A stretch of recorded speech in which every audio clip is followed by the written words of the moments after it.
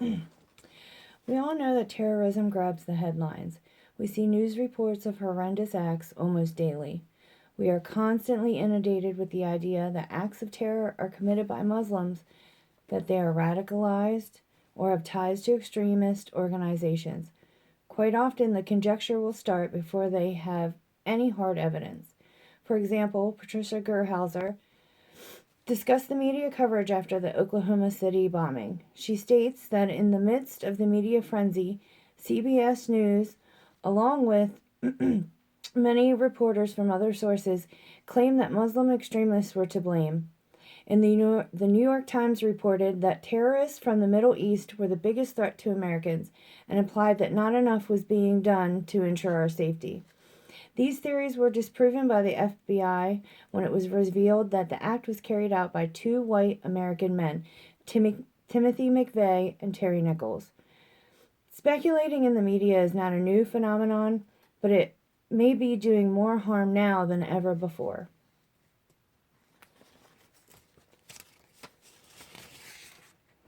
In Kimberly Powell's article for Communication Studies, she states that after 9/11, international terrorism has gone from a minor threat to a war on terror, and that by Bush including Iraq in his targets afterwards, it set the stage for us versus them mentality. With this idea echoed so often in the media, the fear of terrorists has morphed into a fear of Muslims. While it cannot be disputed that those responsible for 9/11 had to be held accountable, the focus became shifted from Al-Qaeda to all Muslims. You can still hear this fear repeated today if you remember how many reacted to the Syrian refugee crisis. Gerhauser argued that the media has created a national epidemic of Islamophobia by portraying Muslims in an unfavorable light, that they have created an image of Islam in conjunction with terrorism, extremism, violence, and a hatred of America. This is in part due to the speculating that is done, the suspicion of Muslims linked to terrorist groups, and simply by raising the question, whether it is later disproved or not, leads many to believe that it is true.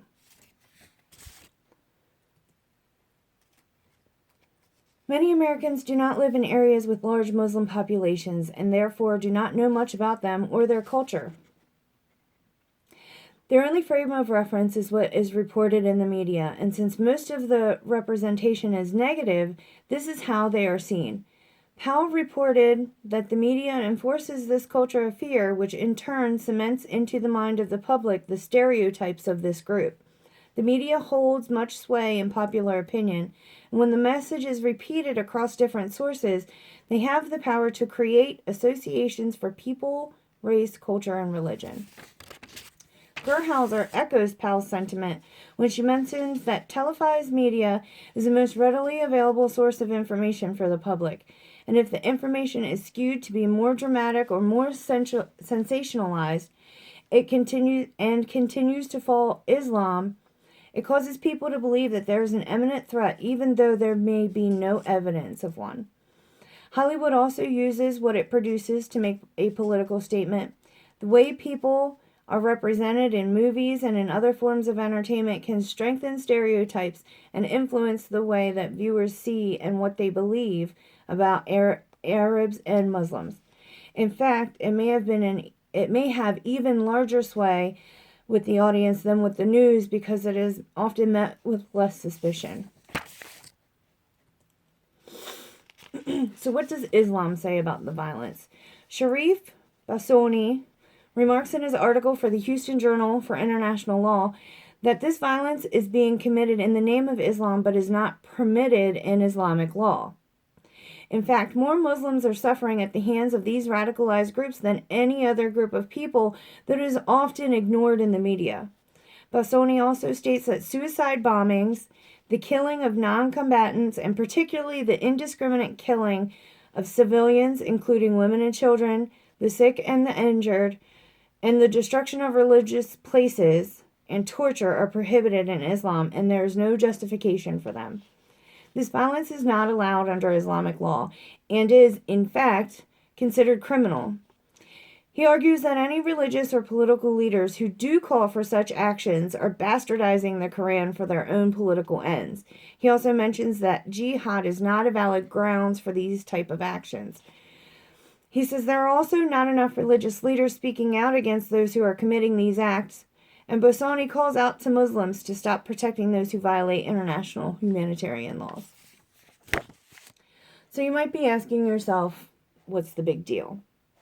Well, according to Powell, the messages that are perpetrated by the media can hold so much power that they influence law and the opinions of the public. For example, Gerhauser stated that in the week following 9/11, and if you remember, there were, the media coverage was nonstop. There were over 700 violent crimes reported against Arab and Muslim Americans.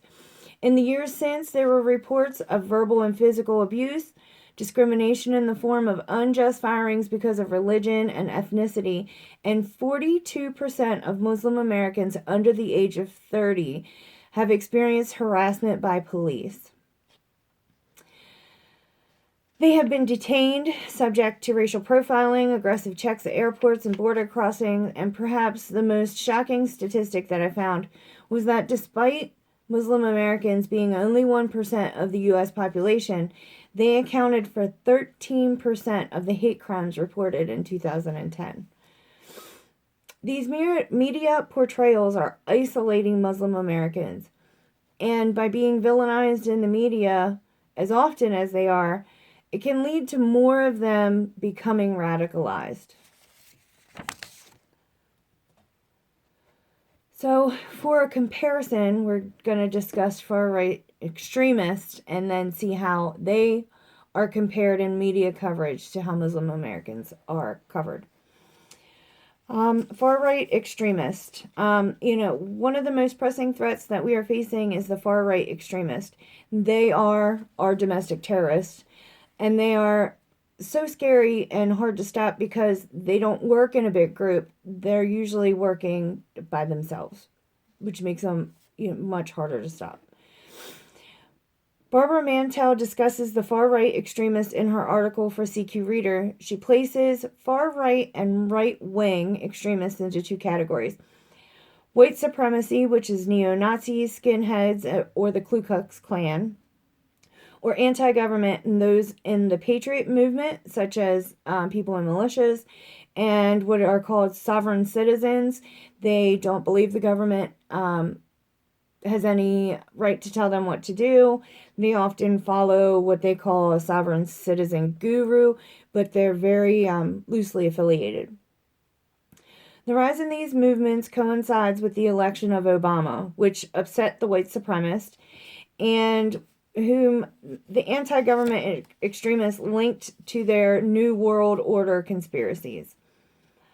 The individuals are usually male and generally of an older age than what is usual for violent offenders.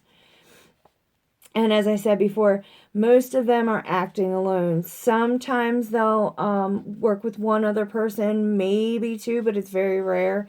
That's why they're so hard to stop, because they're not sharing their plans with other people. So now we'll compare how Islamic terrorists and the far-right terrorists are covered in the media. In Powell's study, she studied 11 events between 2001 and 2010, and all of them were labeled as terrorism, but terrorism was the label that was used for those who were Muslim, while domestic terrorism was the label that was used for U.S. citizens who were not Muslims. And what this shows is that these labels they're making a distinction between the different types of terrorists. The domestic perpetrators were discussed as being mentally unstable. They were personalized by identifying with a family, so they'll say that he was a father or a brother, etc. While international perpetrators were hardly ever described in terms of mental instability or family.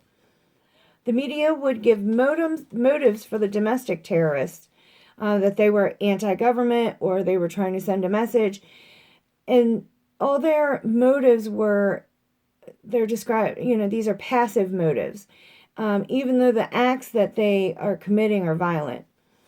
International terrorists, the motives that are given are always violent. The motive is to avenge because they're radicalized, or simply just to kill. There are also usually references to Al Qaeda or a larger evil. So even though the focus of the media and most government agencies are on Islamic terrorists, domestic terrorism is just as much of a threat. On average, there's an attack every 34 days, and according to Barbara Mantell, 134 people were killed by far-right extremists between 2000 and 2014, compared to 52 killed by Islamic extremists.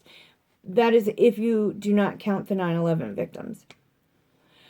And also, of the nearly 400 law enforcement agencies polled, 3/4 were more concerned with anti-government violence than those who expressed concern over Islamic extremists. According to the Southern Poverty Law Center, since 9/11, there have been more people killed in the U.S. by non-Muslim domestic terrorists than by Islamic terrorists. However, they have been the focus of government agencies, sometimes to the point that other threats are excluded. 9/11 was a life-changing event. It was the end of innocence for myself and many others. Those who commit and orchestrate such acts as these must be held accountable and stopped. But I am also old enough to remember the Oklahoma City bombings and the sorrow and confusion it caused. To ignore an immediate threat and alienate an entire people based on the actions of a few is really counterproductive. Those who feel disenfranchised the way we are making these Muslim Americans feel, they're going to be easier prey for organizations that wish to radicalize them. By alienating them, we are ruining the best chance we have to stop these radical groups.